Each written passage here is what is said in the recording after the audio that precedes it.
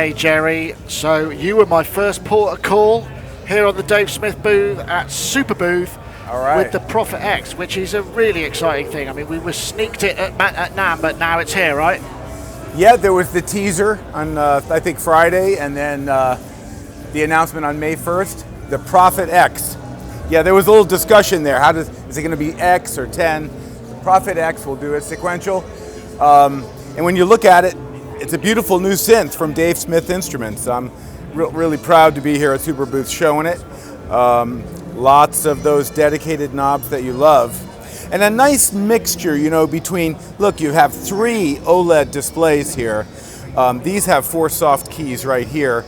But in addition to the knobs that just give you so much satisfaction when you touch them, you can actually see the settings that you're on. You can learn a lot more about what you're doing in the displays, but you can have that immediacy that you get plenty with the of synth. So yeah. Let's rewind. What exactly is Prophet X? Okay, so I meant to say, you know, just another beautiful Prophet synth from Dave Smith Instruments, but this one does have a twist, and that is actually that there are samples on board, and not just a few samples, not just the thises and that's, but not just a bit of wave ROM, is it? No, it's a lot. It's like 150 gigabytes of samples, and those are the kind of numbers you use in computer systems on movie set, you know, scoring stages. So there's a lot in there, and it's not stuff that we sampled. Actually, check it out. We're partnering with a company called 8DO that's known for what's called deep sampling, which is, you know, once you've gone beyond the instrument, the beautiful recording, you know, then there's the stereophonic nature of it. This is a very stereophonic instrument because all their stuff has beautiful stereo images. So what happens is, Dave likes to say, for 30 years they've been talking about samples through really good filters. You know, let's have samples through analog filters. That's a magic combination. So by using a really good filter implementation of a beautiful low-pass ladder filter and 8DO's stereo sample, so that means every voice on this unit has 2 discrete channels, stereo all the way, and a nice analog filter on either side. So is it a new filter design, or is it one of the kind of filters from like the I think it's a new implementation of an older filter design. Yeah. Okay. All yeah. right. So kind of designed with samples in mind. You know, I mean, it's like not every filter might bring out the best in filters, but we have the ability, of course, to turn the filters on or off for the samples. And often what happens is, as good as the sounds are, when we say don't go through the filter, you know, the filter adds some luster and magic to these hi-fi recordings that we think is really special. Okay. So that's the idea. Let's listen. Let's hear something. Yeah, you can play it. So, for example, yeah, if I said I was playing a new synth, you'd say, wow.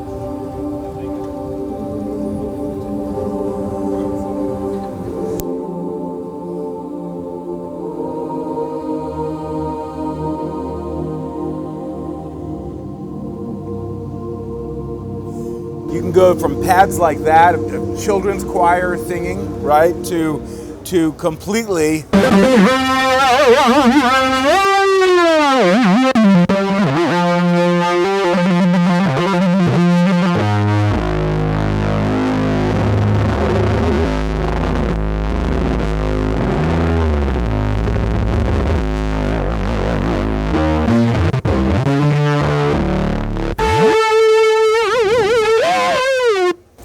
To that kind of sound. So you could do some pretty happening. I mean, you use the samples as oscillator sources as well as. Has it got its own, has it got the classic oscillator sources as well as the waves, or is it just the sample waves that are the sources? Say that again. Is it just samples that are the sources for the synthesis engine, or can you? No. It combines. So basically, check out the mixer here. You have instrument 1 and instrument 2, and you select those sounds over here. And as you can see, let's just browse a little bit. It's on strings now on that first instrument, but if I browse the types, you can see, starting with ambience, bass, brass, choir, cinematic, right, so drums, lots of categories. And these are multi-samples as well, aren't that's they? right. Now, not only multi-samples, but they're already layered and velocity switched. So when let me just hit new preset here. We just have nothing but a basic program. A sawtooth wave sitting up there on oscillator 1. I'll turn that down. I'm going to turn instrument 1 up and select the first piano, the 1928 Steinway Grand. And this is a near a field recording.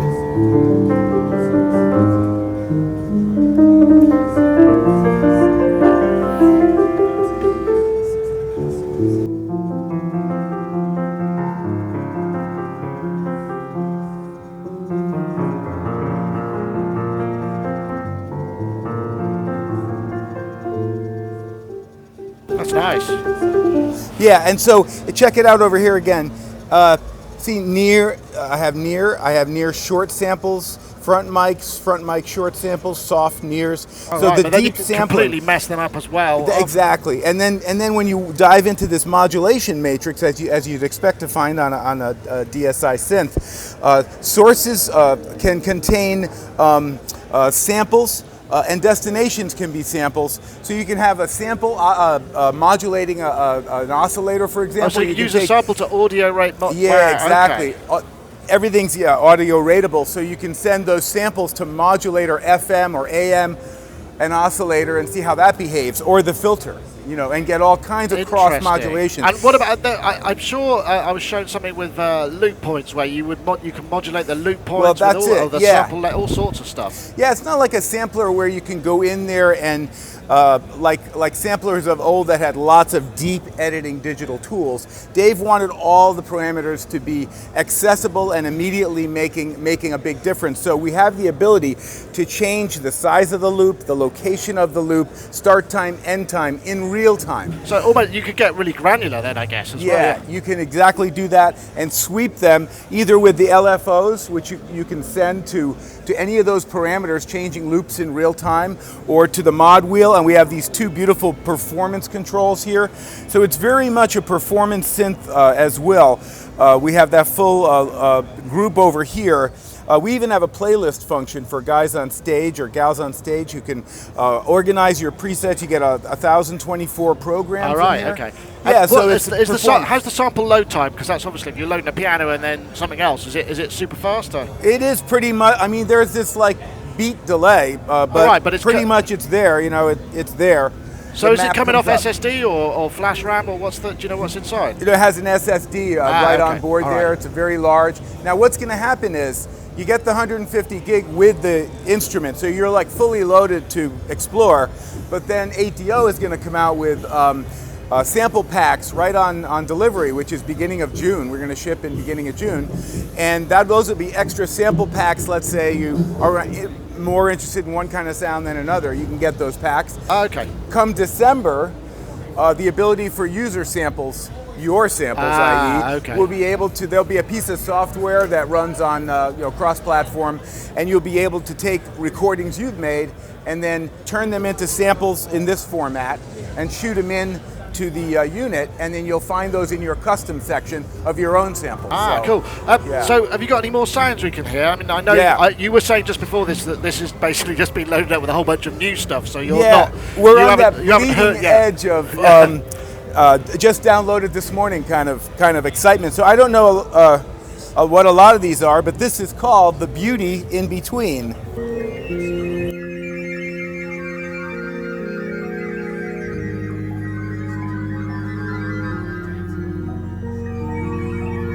Now, if you look over here, Nick, check that out. Those are actual piccolos that are doing those beautiful little flute flutterings. The LFOs are making those dance. And then you have the...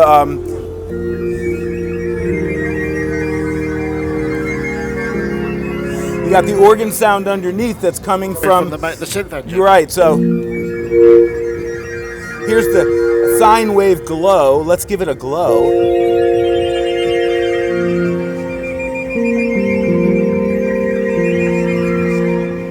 Yeah, and then this filter is just glorious. Let's get another, here's a nice, nasty little program. Kind of a badass bass sound. You got a sequencer on board, so anything you record can play back.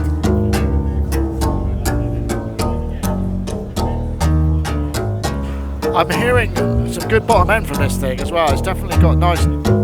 Yeah. Quality D2As, right? Yes.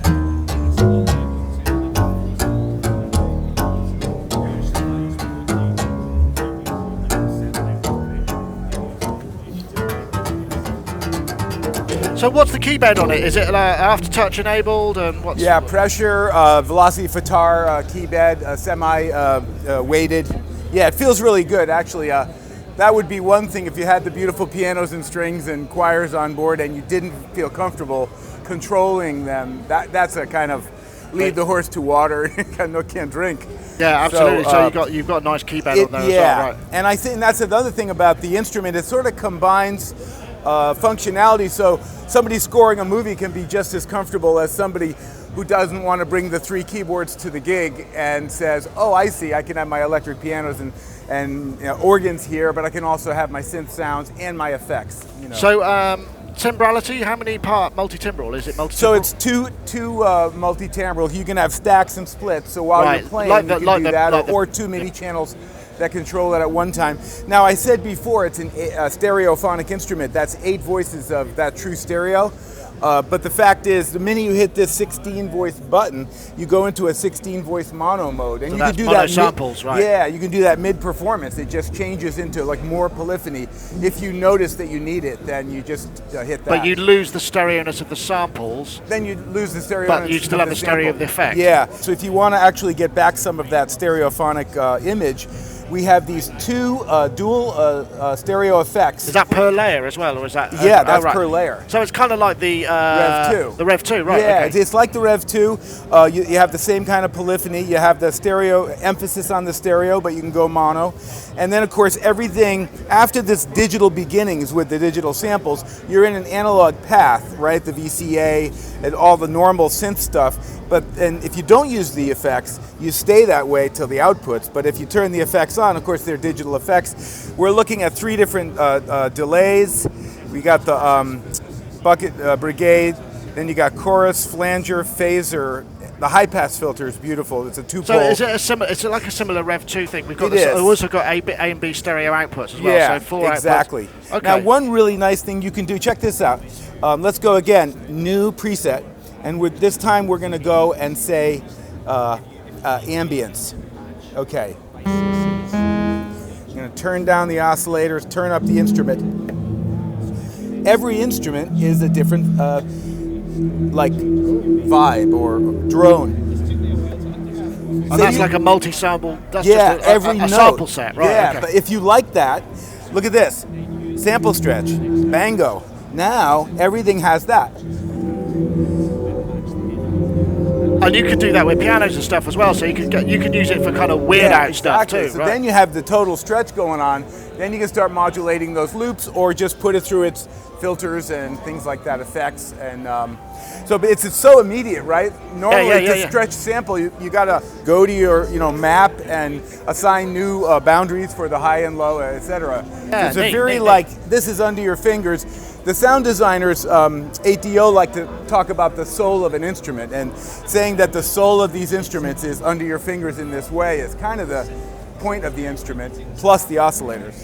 So I know I realised that you've only literally just opened this guy up. Are there any other presets in there that you kind of thought, you know what, I'd love to? Well, yeah, you should check this out. Yeah, you can always. I know you've got little stuff online as well, but this is really unfair because this is the first gig of Superbooth that I've come straight in with the, show me what it can do, and you don't know exactly what's in here yet. Well, so, yeah, well, I know some of it, but there's one called Beat Architecture that is really, with the combination of the arpeggiator and the fact that the LFOs can move the sounds really dramatically. I don't know, when you have 1,000 sounds on any instrument. It takes a little while to scroll, yeah. Yeah, then it takes a little while and whether Beat Architecture is in here or not, but you can see there's a lot. The playlist is a really handy feature because of this, so I like to organize mine in the types of sounds, and then for any one gig, you just use the... Absolutely, I mean, which no doubt you will have time to do later on, but... Yeah. I sprung this one on you. Yeah, no, but that's great. We're pretty excited about this instrument. It's a surprise direction to go grab these. But these guys were so wanting to combined with the analog that we thought, what great partners, you know. So I'm sure, because I spoke to Dave at NAMM, and he was saying that it was kind of one of those chants, because they live nearby where he is, and they just happen to bump into each other and say, hey, what do you do? In a way, serendipity. Yeah, it's one of those kind of, yeah, at the supermarket kind of meetings, yeah. I would say that has a lot to do with DSI. You know, I'm consulting with DSI and playing their instruments, and you know, it's a very small company that, you know, doesn't listen to market research and this and that, but they build the instruments. Dave does what he wants and builds what he thinks is musical and meaningful. And this soul thing is cool. Okay, great.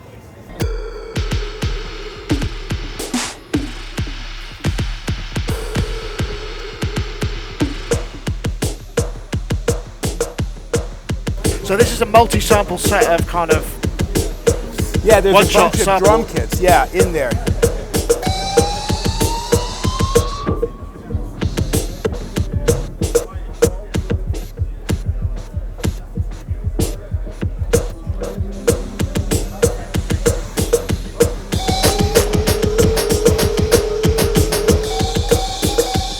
That's a lot of fun.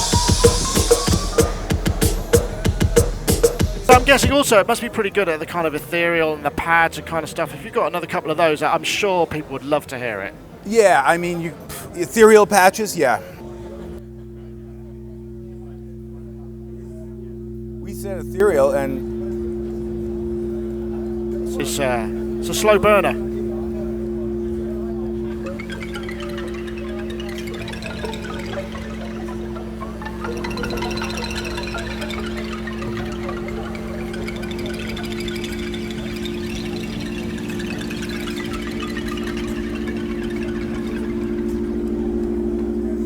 the future apparently is going to be very slow and smooth with rain sticks.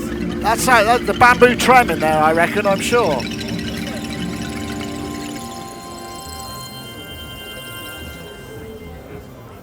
So Gerry, thank you ever so much for being a good sport and, my pleasure. And doing us first. Thank you very much, Gerry. All right, cheers.